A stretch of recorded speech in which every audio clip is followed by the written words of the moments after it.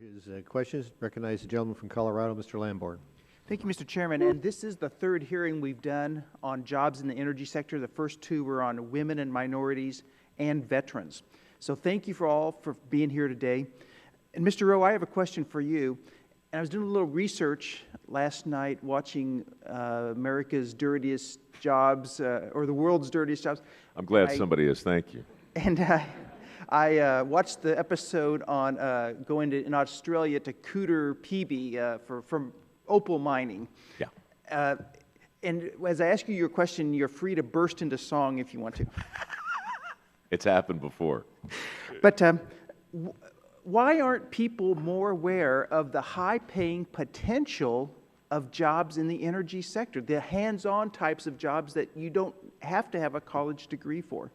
The chairman asked it before. You know, clearly it's a political environment, but the answer to your question involves everything from social anthropology to just straight up society. We want our kids to have something better than we did. It doesn't matter what we had, and it's perfectly normal, right? We want our kids to do better.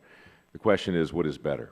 What does that even mean? And that maybe is the most subjective question there is, but it informs the way we present opportunities to our kids. For all the talk around the issue, the biggest conversation that I've seen, the one that really gets resonant, happens around the kitchen table with moms and dads and their teenagers. Look, what is possible?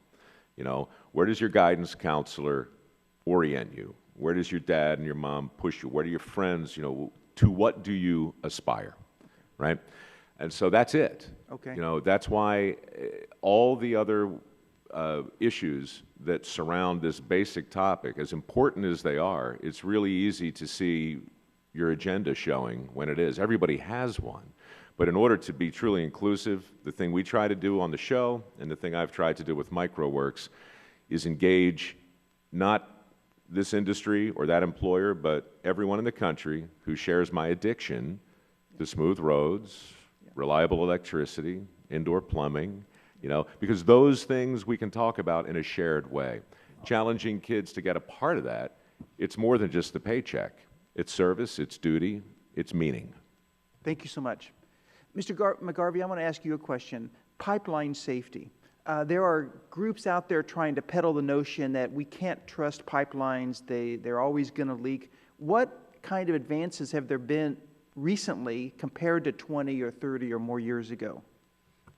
Well, I can't answer in a specific way, but you look at the advancements in every other technology that surrounds our life.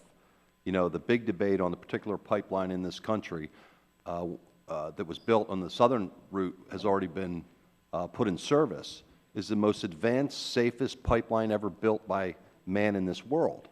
And continuing evolutions and new safety protocols, new materials, new, you know, there's just no comparison to what, you know, exists in the ground that was put in the ground 20 or 30 years ago. If you look at even, you know, in our water supply, in lots of our major metropolitan areas. I mean, in New York City, you know, there is wood piping that the water supply is going through in New York City, right? Our economic engine for this country, where our banking system and everything else operates, and it's got, in some cases, you know, third world infrastructure. So as technology evolves, the producers of these products and the installation of these products are as safe as they can be made by man.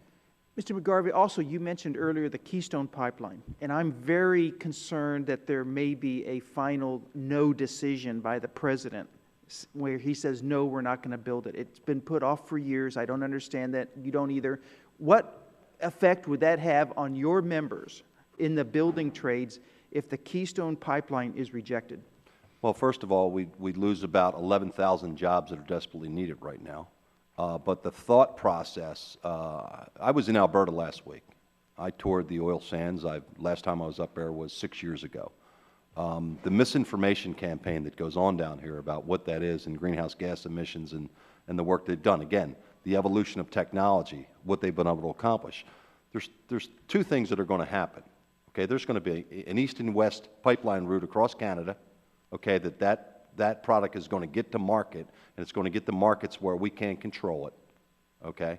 That's number one. And number two, we had some private equity folks come in who were in the oil business, refining business, come and meet with us last year. and this uncertainty, okay, on pipeline construction, they told us they ordered 6,000 rail cars, 6,000 tanker cars at $100,000 a tanker.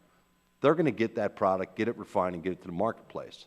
So the downside of not building the most advanced, safest pipeline in the world is not going to prevent the extraction, the reasonable extraction of that product in Canada and getting it to the marketplace across the world and in the United States. It's coming with or without the safest pipeline ever known to man.